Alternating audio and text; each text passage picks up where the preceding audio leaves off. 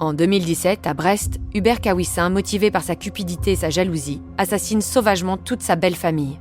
2 parents et leurs 2 enfants. Il est persuadé qu'ils ont volé un trésor de famille constitué de lingots d'or.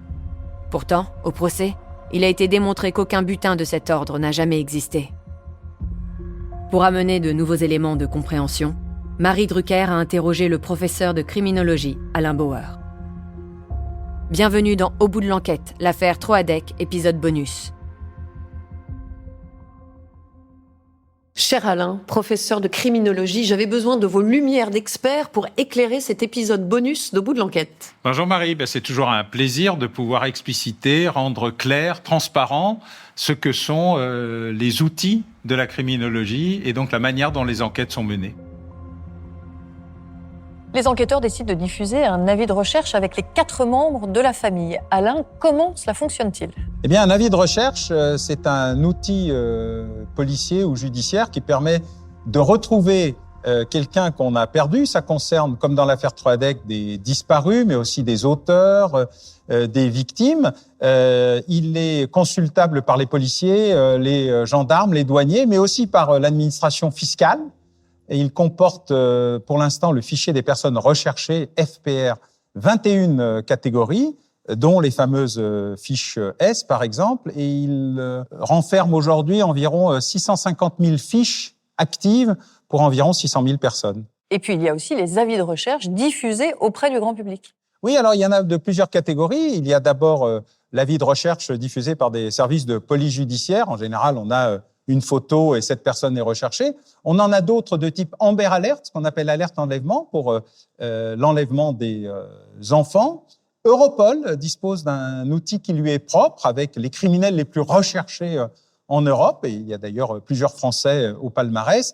Et puis Interpol dispose de son propre outil qui regroupe les fiches de recherche du monde entier, fiches rouges pour les personnes les plus recherchées par exemple.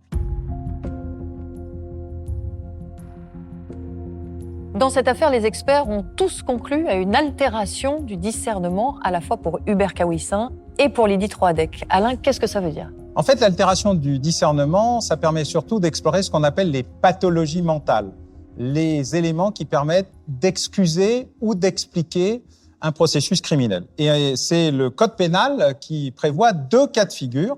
L'article 122.1 du Code pénal précise, je le cite, « N'est pas pénalement responsable la personne qui était atteinte au moment des faits d'un trouble psychique ou neuropsychique ayant aboli son discernement ou le contrôle de ses actes. » Le texte précise aussi et prévoit qu'une personne puisse être atteinte au moment des faits d'un trouble psychique ou neuropsychique ayant seulement altéré son discernement ou entravé le contrôle de ses actes. Il y a donc 2 catégories, une extrêmement grave qui exclut la punition pénale et donc la prison, une relativement grave qui permet d'estimer ou pas, selon l'avis d'experts psychiatres, qu'on puisse être poursuivi ou pas. Dans tous les cas, ce sont les experts qui, par leur rapport et leur expertise, délivrent un avis et c'est le tribunal qui décide de le suivre ou de ne pas le suivre. Et la différence est importante parce que les sanctions ne sont pas les mêmes.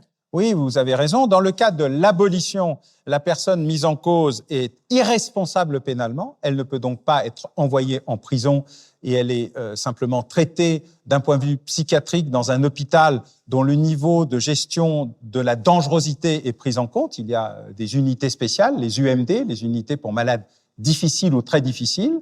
Dans l'autre cas, l'altération, eh bien, il y a un processus de réduction de la peine potentielle, de la réclusion criminelle ou de la détention criminelle, et donc un niveau maximal autorisé ou une réduction du tiers de la peine qui peut être prononcée. Merci Alain de nous avoir aidé à mieux comprendre les dessous de cette affaire. Je vous donne rendez-vous bientôt pour un nouvel épisode bonus d'Au bout de l'enquête. Oui Marie, merci et à très bientôt. Vous venez d'écouter l'épisode bonus d'Au bout de l'enquête consacré à l'affaire Troadec. Si vous avez aimé ce podcast, vous pouvez vous abonner sur votre plateforme de podcast préférée et suivre Initial Studio sur les réseaux sociaux. Au bout de l'enquête est un podcast coproduit par Initial Studio, Enibas Productions et France Télévisions, adapté de l'émission audiovisuelle éponyme produite par Enibas Productions et France Télévisions. Vous pouvez retrouver l'émission Au bout de l'enquête sur France 2 ou en replay sur France.tv. Production exécutive du podcast, Initial Studio. Production éditoriale, Sarah Koskiewicz et Astrid Verdun, assistées de Marie Agassan et Cypriane Ligère.